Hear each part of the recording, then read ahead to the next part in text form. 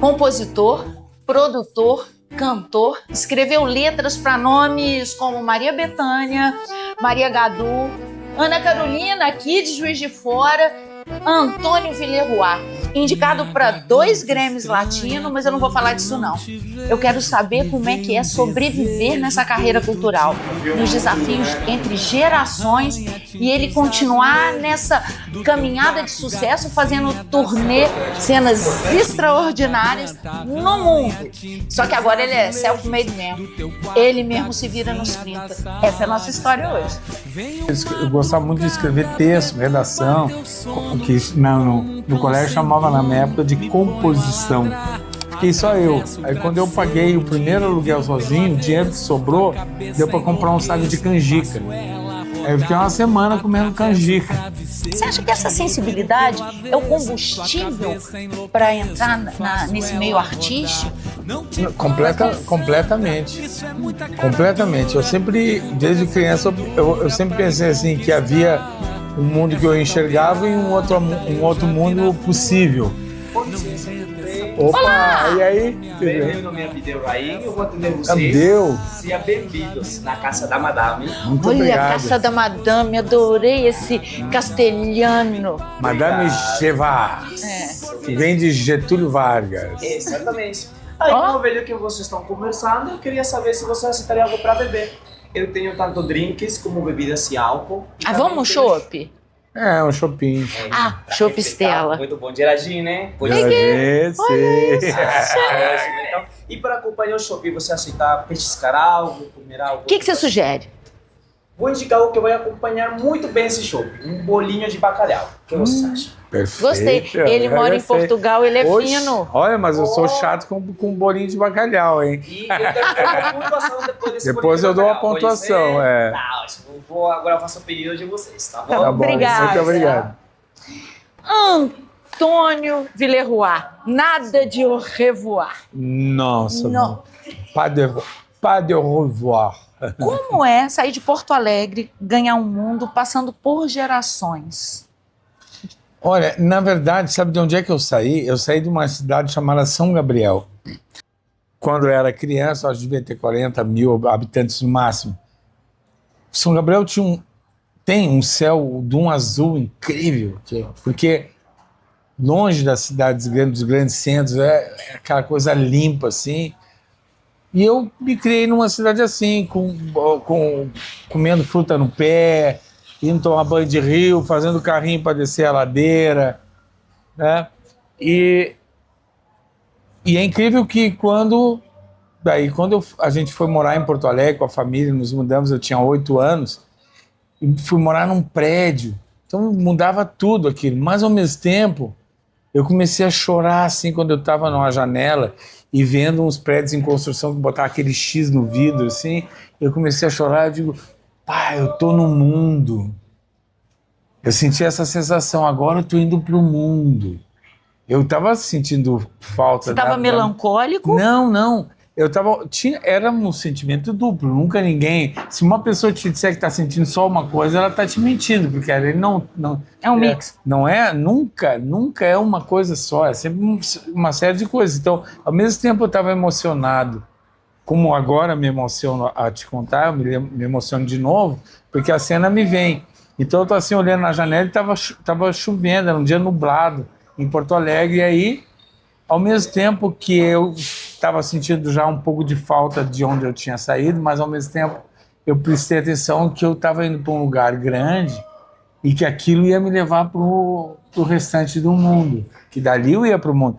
Em São Gabriel, por exemplo, não tinha nenhum edifício, nenhum, era tudo casa.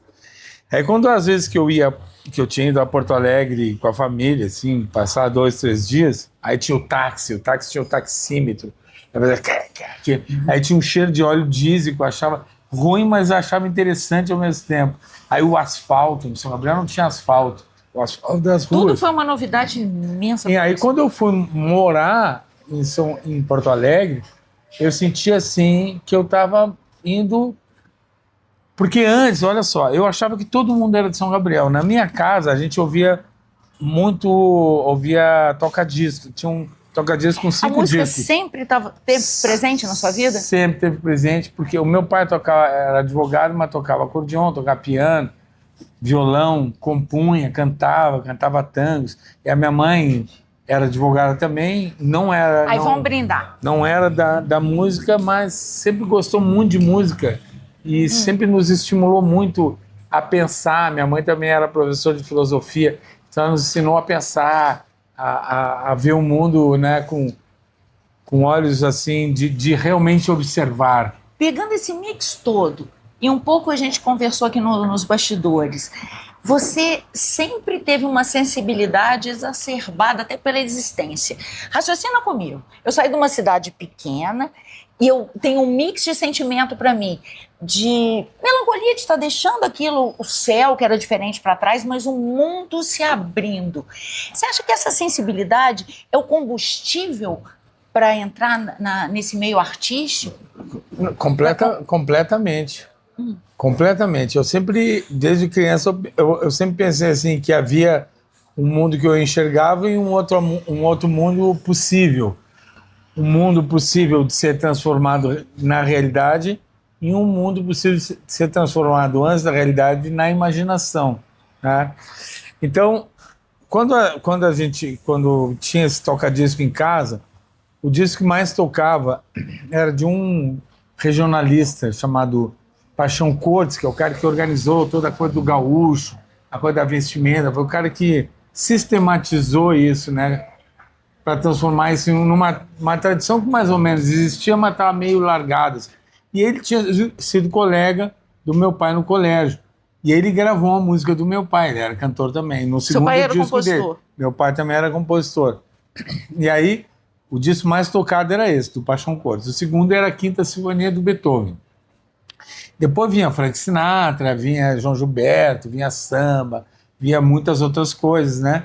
E eu achava... Aí começava a ouvir Beatles no rádio, né? Ele não tinha disco dos Beatles, mas ouvia no rádio. E via, aí o Roberto Carlos está aparecendo. E eu achava que todo mundo... Eu só conhecia São Gabriel, eu achava que todo mundo era de São Gabriel.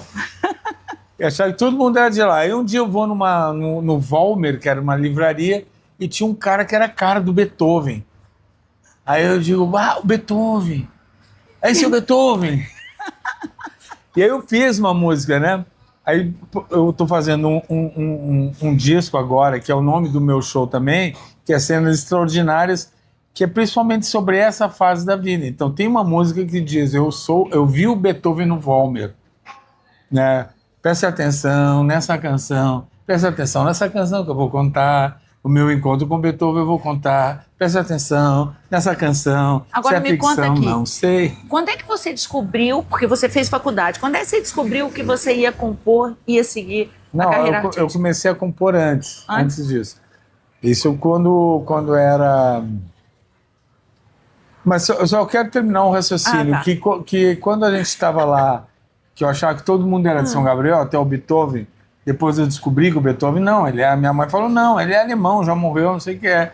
Aí comecei a ver que existiam outras coisas. Os Beatles eram ingleses, que o Roberto Carlos morava em São Paulo, e as pessoas não estavam ali, João Gilberto morava no Rio. Então tem esse mundo todo para se conhecer, então não é em São Gabriel. Aí quando eu fui para Porto Alegre, eu pensei, agora eu estou começando a me aproximar, daqui a pouco eu vou a Londres e vou conhecer os Beatles. E isso era certeza para você? Era assim, era uma coisa que eu achava interessante de imaginar, né, que eu poderia entrar em contato com essas pessoas. O Roberto Carlos, por exemplo, eu ganhei uma calça Callenbeck quando eu fiz 5 anos. Aí eu andava pelo pátio assim, e aí o Roberto era meu amigo imaginário, ficava andando comigo, me apresenta para o Erasmo, me apresenta para a Vanderleia. Criava essas histórias? Eu criava essas histórias. E eu fui conhecer o Roberto Carlos em 2006 e contei isso para ele. E ele? E ele, ele achou incrível. Aí nós ficamos era um aniversário da ex-sogra dele, que era era mãe da Maria Rita, que tinha falecido e tal. E a gente tava lá conversando e ele só queria conversar comigo, não queria conversar com mais ninguém. Aí ele falou... E aí... Cara, você criava esse cenário E aí eu todo. conto isso para ele, né? Que ele era o meu amigo E aí eles, pô, você pegou aquela calça tipo, era uma roubada, tinha um problema que eu estava apresentando o programa, quando eu sentei, abri um sorrisão aqui do lado, que a calça descosturou. Aí a gente pensou, pô, temos que rever essa calça, tirar da loja e tal, não sei o quê. Mas aí era impossível. Eu digo, pô, se a minha avó, que me deu de presente de aniversário, de 5 anos, tinha comprado na loja São Miguel, a 320 quilômetros de Porto Alegre, não tem mais como tirar. Que loucura, o que passa na cabeça, né, cara? Como é que você começou a escrever? Não, aí então eu comecei antes, eu gostava muito de escrever texto, redação, que no colégio chamava na minha época de composição, que era uma redação, assim, escrever alguma coisa, composição. Aí eu começava assim, é uma paisagem com uma casinha e uma vaca, aí tu descrevia aquilo, aí vai evoluindo. Daqui a pouco eu comecei a escrever textos mais complexos no colégio, e aí ganhava prêmio no colégio do melhor engraçado, composição. Você falando, parece que vai esquentando as turbinas. Qual foi o momento decisivo da sua virada de chave? Eu vou seguir, a qualquer custo, a carreira artística. Não, isso demorou um pouco, porque aí meus pais nos deram um violão no Natal quando eu tinha 13 anos. A família sempre investiu, né? Nisso. Não, eles viam o nosso interesse, gostavam de música, achavam que a música era uma coisa importante, mas não para a profissão. Não para a profissão, mas era um ambiente que você foi acostumado sim, sempre. Que era importante, que a arte sempre fez muito parte da vida da minha família. Arte, cultura, de uma maneira geral, filosofia, literatura, tudo isso. E aí veio aquele violão, e assim que eu peguei esse violão, eu quis compor, eu não queria tirar a música dos outros. Eu queria logo já fazer as minhas músicas, só que eu tive que aprender umas músicas que já existiam para entender como é que funcionava, os acordes, as sequências, como é que era, e aí começar a fazer as minhas. Mas você começou a fazer aula e começou a ter essa percepção? Não tive aula. Foi de cara? Quando eles deram esse violão, deram um disco de um cara chamado Gessé Silva, que era um cara de Porto Alegre, tocava na noite, e aí um disco assim, que vinha com encarte, né? E um long play, né? Com encarte, com as folhas, assim, que ia ensinando a afinação, como é que era a afinação, ensinava os acordes, tinha ali o desenho dos acordes, e tu ouvia o disco, ia lendo e acompanhando. Aí ensinava ali 6 acordes, mais ou menos, e mostrava depois algumas músicas tocadas com aqueles acordes. Aí eu vi os acordes, aí toquei, aí comecei a procurar outras coisas. Aí na minha rua todo mundo começou a tocar violão. Aí cada um trazia uma experiência de algum lugar. Aí um aprendia lá não sei aonde, o outro aprendia não sei aonde, a gente se reunia todo final de tarde num murão, né, que a gente chamava um murão. Quantos anos você tinha? Aí estava com 13, 14, 15. E essa experiência foi se ampliando ali com essa turma, todo mundo, né, tocando um pouco e tal. Aí daqui a pouco vieram os festivais estudantis e tal, sei. Mas na hora de tocar a vida, assim, eu fui fazer uma faculdade, fui estudar agronomia. Nossa. Porque eu também tinha tido uma vida morando numa cidade agrária, agropastoril, que era São Gabriel, né? De criação de gado e plantio e tal, arroz, trigo, não sei o quê. E a minha avó tinha um jardim lindo. Aquele jardim da minha avó era um exemplo. E eu, sempre gostei muito de flores também. Aí, voltando um pouco ainda no tempo, com 7 anos, eu ouvi uma música. Eu tenho uma casinha lá na Marambaia, fica na beira da praia. Só vendo que beleza? Tem uma trepadeira que na primavera fica toda florescida. Só para eu não de me brinco, perder. de princesa. Só para eu não me perder. Você estava nos 13 anos Eu dei uma marcha ré agora. Eu voltei para 7 anos. 7 anos que essa música te marcou e você me agora marcou, e aí por causa dos acordes. Não, por causa do brinco de princesa, eu quis plantar. Olha. Poxa. O Lírio Bacalhau, amor da madame para vocês. Muito obrigado. Tá? Aí, se vocês precisarem de algo mais, pode me chamar à vontade. Obrigada. Tá bom, muito obrigado. Obrigada.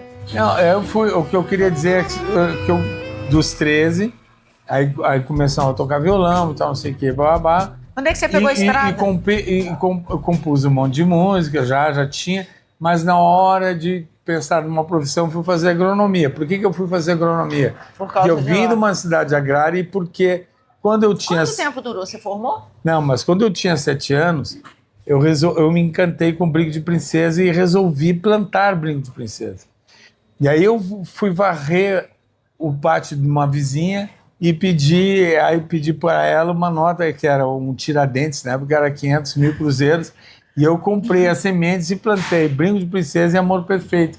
E aquilo deu, e ficou lindo. Você encantou com aquilo Aí e eu achou que digo, era a sua carreira. aí eu vi, pô, tem a mão boa para plantar. E na hora que eu fui pensar em seguir uma carreira, eu digo, cara, eu vou fazer uma coisa que eu sei e que eu gosto, que é plantar, e vou trabalhar com agronomia. Você formou?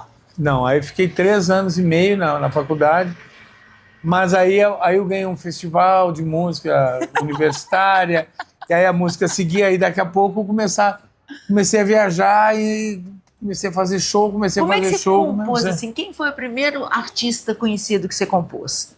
Não, é o que chegou primeiro até artista você? conhecido que eu compus foi para mim mesmo. Eu Artista comprei só para mim. conhecido. Gente, autoestima Deus não democratizou. Yes! O primeiro Depois de artista você... conhecido fui eu. Então eu fiquei muitos anos trabalhando só para mim, vamos dizer. Em 81 eu tirei... Você vivia disso? Em 81 eu tirei a carteira. O dia que eu tirei a carteira do Ordem dos Mundos, no dia seguinte surgiu a oportunidade de fazer a trilha de uma peça de teatro. Aí foi meu primeiro dinheiro. Aí já ganhei um dinheiro ali, e aí depois... Em algum momento você teve medo de não ganhar dinheiro com isso? Não, porque eu não pensava em ganhar dinheiro com música, eu estava na faculdade, e aí eu ganhei um festival que já era um dinheiro. Aham. E aí depois veio a carteira do Ordem dos Mundos, não sei o que, foi lá e ganhei dinheiro com uma peça. Aí daqui a pouco começou a ter show aqui, colar, e eu não conseguia mais ir na faculdade. Te empurrou para isso, né? Não foi uma opção. A música me puxou, não, eu quero ser... Não pensei em seguir carreira artística, eu achava que eu ia ser agrônomo. Eu perdi uma namorada por causa disso, que ela achava que eu ia ser agrônomo. E você chora até hoje por causa disso? Não, de jeito nenhum. Eu não me arrependo nem um pouco de nada.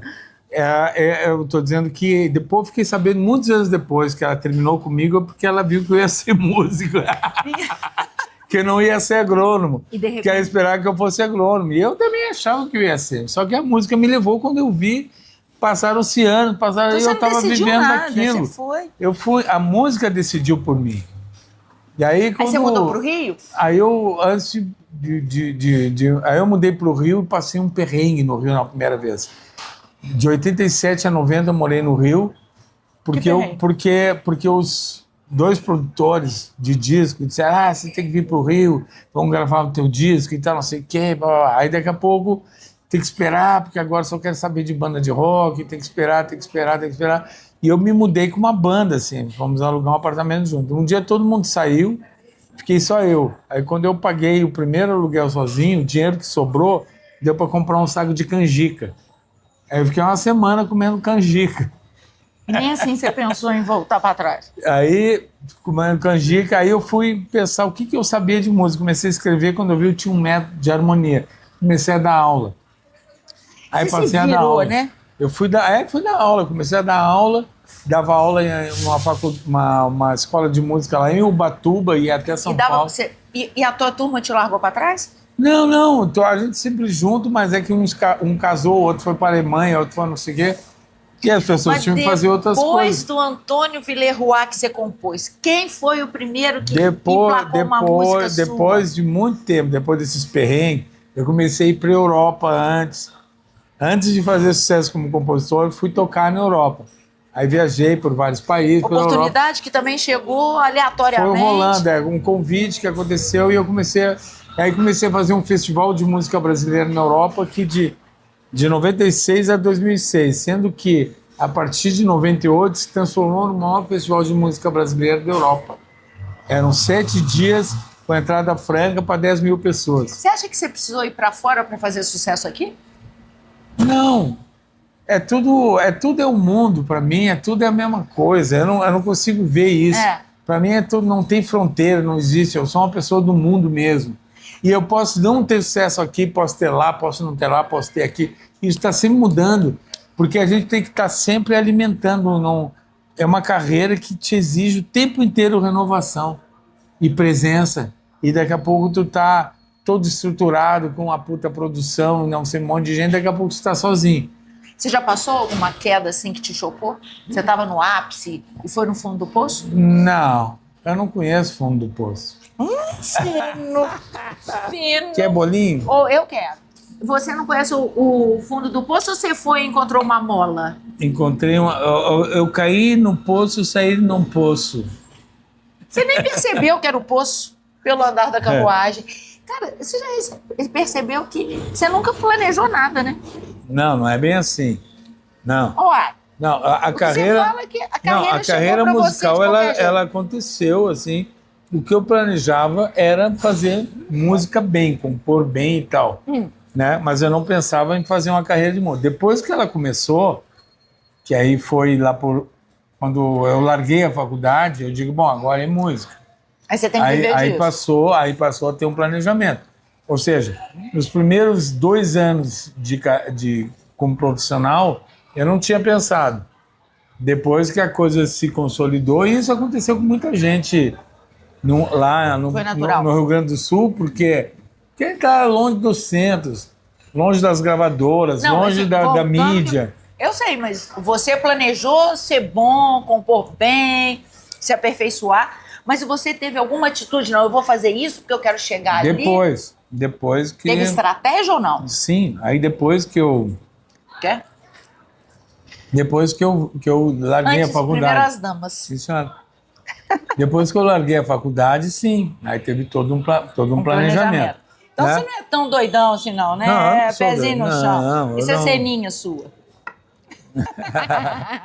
Agora, quem gravou primeiro foi 2 grandes compositores.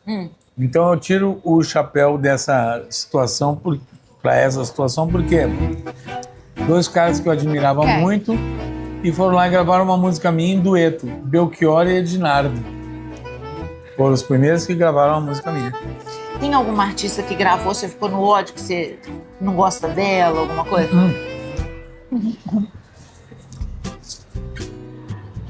É um meio muito egocêntrico, né? Você foi Primeiro que eu não tenho capacidade de odiar ninguém. Não, odiar não, mas fala. Mas assim, não tão principalmente na pesado. música. mais leve. Alguém que está fazendo música, Você acha que não? eu só posso gostar dessa pessoa. Sim, mas raciocina com a minha cabeça aqui. É um mundo com muito ego. É, Então tem muita frustração. tem. Então você passa batido, porque assim, não é um mundo ideal. É.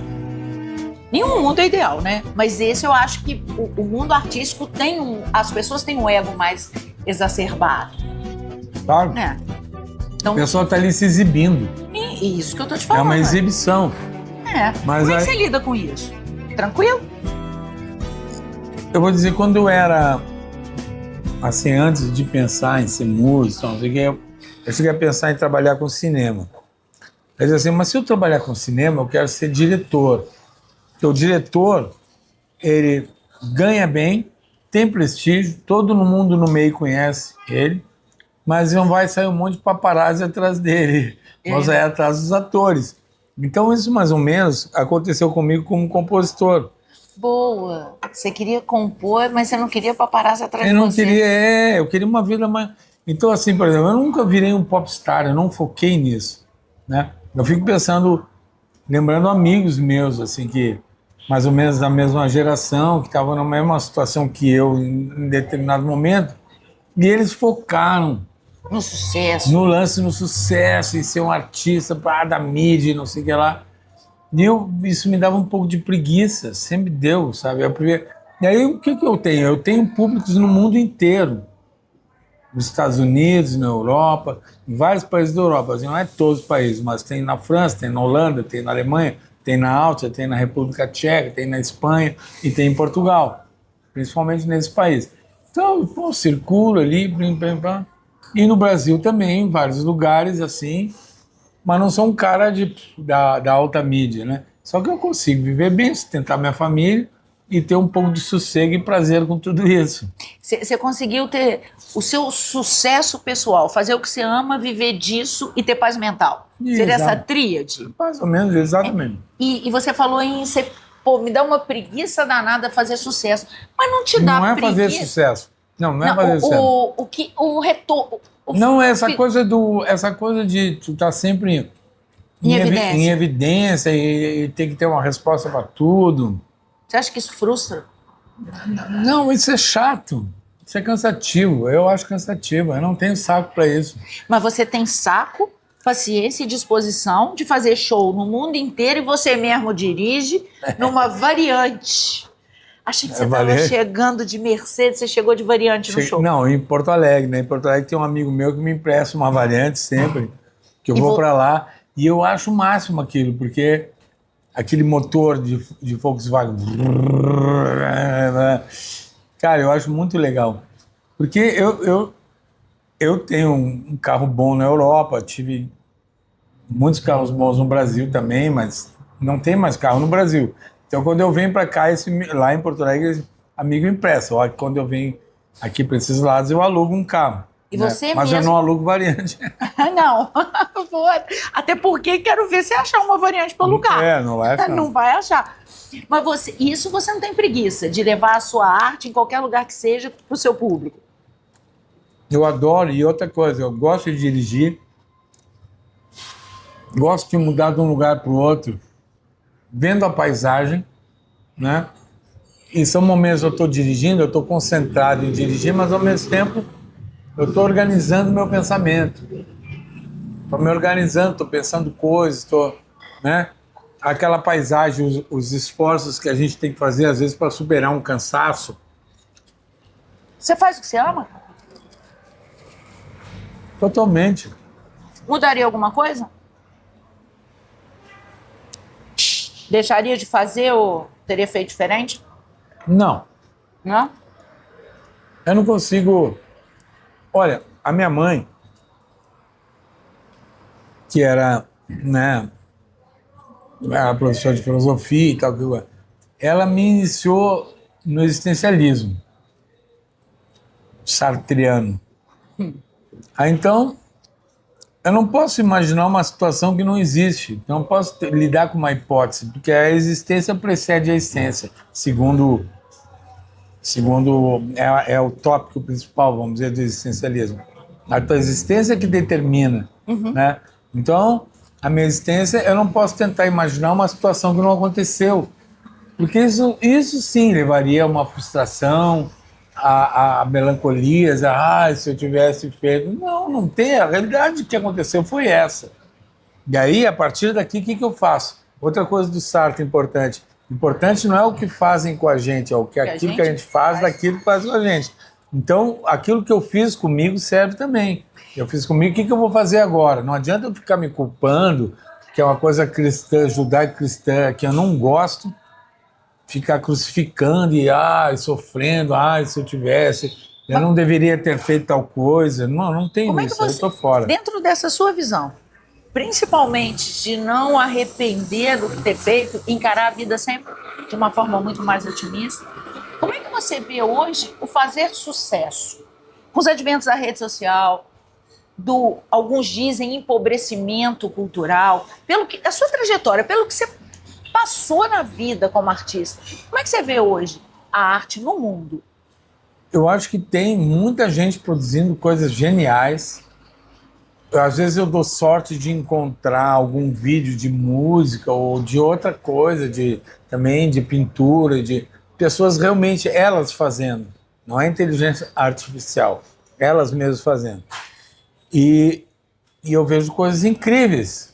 Só que isso, tu precisa garimpar, porque não tá assim, ali no top trend, sabe? A maioria... O top trend é porcaria. No geral é coisa ruim, chata, superficial, sem conteúdo. E assim, isso é o que está acontecendo no rádio, é o que a gente vê na TV, e é o que a gente vê em maior evidência dentro das redes sociais, das plataformas, tudo é tudo o ruim, o reles, o superficial, porque parece como se fosse um movimento coordenado, se houvesse a matriz, ou se há, talvez, para que as pessoas fiquem cada vez mais rasas, e sendo mais rasas, mais facilmente domináveis e arrastáveis para lá e para cá. Agora, existem grandes trabalhos sendo feitos, a gente não vê, né? Agora, isso existe, e essas pessoas precisam se encontrar umas com as outras, porque também existe muita distração para que elas não se encontrem. Então tu vai procurar uma coisa, né? Aí daqui a pouco vem no teu feed um outro, uma bobagem, aí tem um cara lutando e tem não sei o que, aí daqui a pouco uma jogada do Ronaldinho Gaúcho, e aí... É um mix. Aí quando tu vê, tu saiu do que tu estava pensando, e tu não pode cair nessa armadilha. Tu tem que, eu quero encontrar tal coisa. Se todas as pessoas que são grandes antenas, grandes radares, grandes antenas, são grandes criadores, se frequentassem no mundo, cara, a gente faria um mundo muito melhor. Só que isso tá cada vez mais raro, né? Não, é raro, mas existe, só que tu tem que juntar, tu tem que fazer, tu tem que ter disposição para isso também. Isso é uma coisa que eu faço, porque eu fico encontrando pessoas, né? Então, a minha casa sempre foi, quando eu morava no Brasil, lá, é uma casa aberta, eu estou sempre recebendo gente e também sou recebido por pessoas. Né? Quando eu vejo, eu estou no... Para mim, o mundo é um grande hostel. E como é que você sobrevive financeiramente com esses nichos mais direcionados de fãs? É fácil ou não? Em termos de grana mesmo. Na verdade, eu tenho mais de 1.000 músicas que eu fiz, né? Só que aí inclui trilha de cinema, trilha inteira, trilha de teatro, então é assim.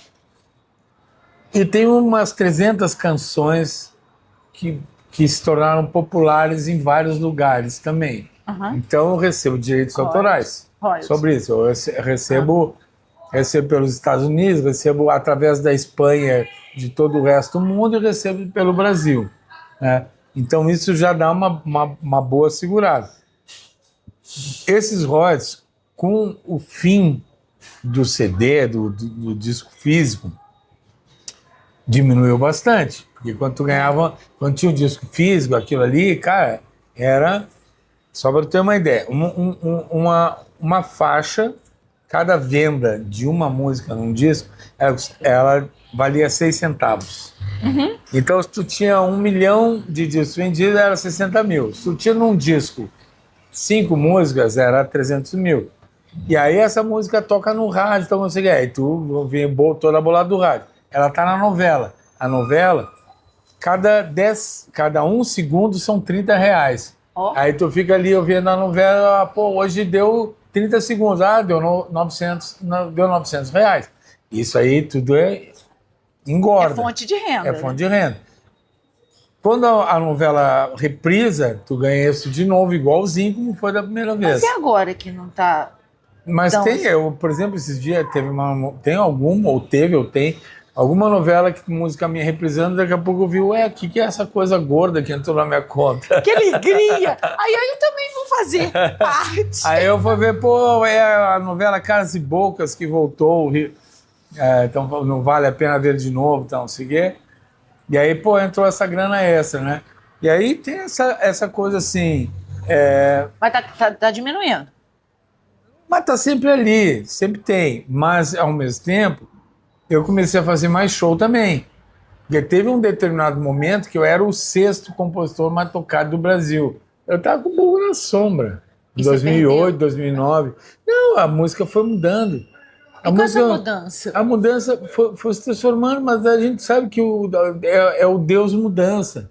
O mundo está sempre mudando, as coisas não tem permanência. Hoje eu vim de Timóteo para cá de carro, só tinha sertanejo no rádio. Mudava a estação, era sertanejo ou gospel. Sertanejo não tinha nenhum pagodinho.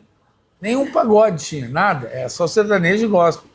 E essa mudança é normal. E aí, essa mudança é o que temos, né? Eu não brigo com as coisas. Eu acho que não adianta tu ficar... Os caras estão lá fazendo... O que você faz? Eu vou fazer por mim, né? O que eu posso fazer por mim?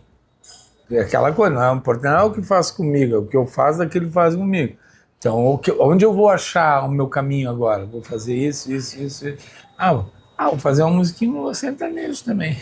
Você fez? Já fez? Eu tenho uma muito boa, mas não foi gravada. Ela é considerada old school. Old school? Putz, esse etarismo mata a gente.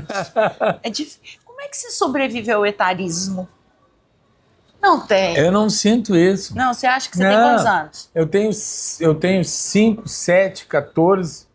18, 21. E parou aí pelo Eu visto? tenho tudo, não, tem 40 e tal, eu vou fazer 65, eu tenho todas essas idades. Inclusive tem umas depois de 65. Você é velho? Eu já tenho eu projetado lá na frente também. Então, Cara, olha que coerência. Você não planejou nada, ok, quando você saiu, você viu que tinha que viver daquilo, mas você planeja até você com 80 claro, anos. porque acho que todo mundo planeja a vida, né, de alguma maneira. Eu nunca tinha pensado assim, como vou envelhecer. Isso era uma coisa que não tinha. Quando é que você começou a pensar? Eu comecei a pensar faz uns 2 anos que eu comecei a pensar. 63. Porque eu acho que daqui a uns 30 anos eu vou começar a envelhecer. Ou acho que você vai ficar para semente? Eu vou ficar para semente. Acho. Eu tenho um compromisso. Eu tenho uma filha de Você tem quantos filhos? 2, uma de 12 e uma de 8. Quando nasceu a de 12, eu estava quase com 52 anos. Eu digo, eu quero festejar o cinquentenário da minha filha, então tem que ir até 102. Isso Isso é também um planejamento. É um foi o único planejamento. que você fez na sua vida. Não, acho que tu não me compreendeu direito. Brincando. Não, eu não foi, eu fiz muito planejamento. Muito planejamento, você só é... Mas muito, assim, quando tu vai falar, 1 ano, eu sempre planejo 2 anos de vida, assim, vamos dizer, projeção, vou escrever um livro, vou lançar daqui a 3 anos, são 3 anos escrevendo um livro. Quando eu for lançar esse livro, eu vou lançar um disco também, falando das mesmas coisas do livro. Então você é todo planejado. Também não, Ô, gente. nenhuma coisa nem outra. Você é o quê? Então, Eu sou um híbrido, eu sou flex. não, mas olha só, eu nunca vi nenhum sucesso com pessoas que procrastinam ou realmente não têm meta. Obviamente, você tem uma veia artística muito grande e você tem uma Mas criatividade latente. procrastinar, eu não procrastino. Não, Não, sim, isso que eu tô te falando. E outra coisa, eu acordo muito cedo, eu acordo às Tá 6 vendo? horas. É meta, cara. Eu acordo às 6 horas. 6 horas eu acordo, faço café da manhã para todo mundo, levo criança no colégio, depois vou correr, Mas, faço Vileroy, exercício. e Raciocina peço comigo. um chopp pro Abdeu. Abdeu? Abdeu pede um chopp. Abdeu, porque tá descendo redondo. Mas olha isso que eu tô te falando, eu nunca vi ninguém que não tivesse uma determinação muito fixa fazer qualquer tipo de sucesso. Porque você tem que saber onde eu tô, pra onde eu vou. Só que você faz isso acolhendo de uma maneira mais leve, entendeu? Não, eu não sou tirano. Não é Nem isso que eu comigo. tô falando. Não, eu entendi, eu tô dizendo. Eu acho que eu faço isso de uma coisa mais leve. É isso. Eu concordei contigo, eu digo, sim, mas você concordo acolhe, contigo. é muito legal. Eu acolho e eu não sou tirano nem comigo, nem com os Nem com outros. o outro. Né? Eu sempre Você é um cara feliz? eu dou um espaço. Eu vou dar a resposta do Bob Dylan. Para mim, felicidade não é uma prioridade, eu quero ter uma vida interessante. Boa. Qual interessante? O que é uma vida interessante pra você? É uma vida interessante. Que vai viver até uma- 102 anos, tá? Isso Pensa é uma bem. coisa. A outra coisa é que a vida tenha riquezas, desafios, que ela traga informações, que me faça pensar, que me faça trocar com outras pessoas, que me faça aprender constantemente, sabe? Isso para mim é uma vida interessante. Então estou sempre assim querendo aprender o tempo todo aprendendo. Aí por isso às vezes eu me sinto com 14 anos e eu vou falar com uma pessoa assim, como se ele fosse meu professor ou meu tio, eu sei que é, e às vezes é um sobrinho meu que eu estou falando, sabe? E é para aprender com ele mesmo, porque para tu aprender, tu tem que te despir, tu tem que te despojar de toda a tua certeza, teu excesso de certeza. A gente tem que ter certezas também, mas tu não pode ter certeza a tal ponto de te tornar uma pessoa burra, porque o burro é o cara que mais tem certeza. Dentro dessa visão, como é que você vê o mundo até você chegar a 102 anos? O caminhar dessas novas gerações, como é que você sente? Isso para mim é uma incógnita, realmente, assim, é uma coisa que as transformações tecnológicas foram tão grandes nos últimos tempos, né? E a tecnologia está entrando com força na vida das pessoas, né? As pessoas estão também deixando de viver as suas vidas para viver a vida do que está dentro de um aparelho, muitas vezes, né?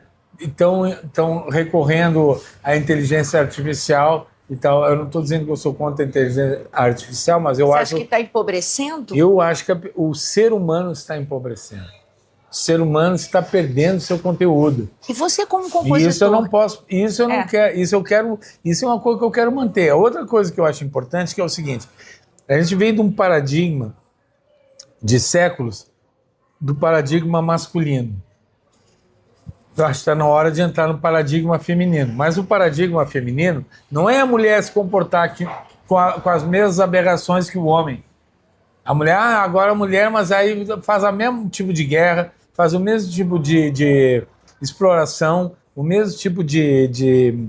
Isso está até no Segundo Sexo da Simone de Beauvoir. Ela fala que não pode simplesmente mudar a mesma tirania de um sexo para o outro. Não. O fato é da maneira que eu vejo de trazer o feminino, é trazer o yin, é trazer a receptividade, é trazer o acolhimento, é trazer olhar o outro. Isso é uma característica do feminino universal. Está faltando um olhar mais criterioso, mais acolhedor, mais humano, mais empático entre a gente, né? Com certeza. Mais E tolerante. agora, partindo para o fim, você com a meta de 102 anos... antes eu tenho que pedir, né? Segue a gente, toca o sininho, manda esse episódio, porque tá assim, é para cabeção, para surtar. Você com foco em 102 anos, vendo que o feminino tem que voltar a imperar, uma visão otimista? Ou não? Eu tenho uma visão otimista, assim. Eu acho que a gente vai ter muito desafio, né? Eu acho que toda essa loucura que está acontecendo no mundo hoje, com esses pedófilos que são presidentes de países importantes, fazendo guerras miseráveis, sabe? Sempre com a mesma ideia de ir lá roubar os outros povos, que é lá roubar, é tomar. Mas você acha que tem uma luz no fim do túnel? Eu acho que isso tudo é o último grito dessa porcaria. Entendeu? Isso aí é um império caindo de podre, mas não é só um império americano. É toda uma concepção de império masculino e de falo e de sacanagem. Tudo que tem que acabar. Isso aí tem que terminar. E eu acho que é o último grito disso. Netanyahus, Putins, Trumps, todos esses caras, toda essa extrema-direita também, todos esses caras que querem restabelecer o fascismo ou o nazismo, tudo isso tem que cair. Villeroy, tudo que você me falou, saio desse programa com o cabeção fervilhando, mas com uma certeza quase que absoluta, muito otimista. Porque se você tá assim, que quer viver 102 anos, eu vou sair linda nessa encarnação. Linda você já é, meu bem. Obrigada. Verônica. Sabia que ele ia acabar com Verônica. Desirê, você é a Verônica mais linda que eu conheço. Agora fala, sou um ser de luz? É um ser de luz. Você é um ser de muita luz. Você me lembra muito uma grande amiga minha, mesmo olhar, mesmo brilho, que é madrinha da minha filha Luísa mais velha, que é a Maria Paula. Maria Paula Fidalgo, ela tem o mesmo tipo de olhar, assim, então você reconhece a mesma tribo. A mesma tribo. Obrigada, te dá um beijo. Obrigada.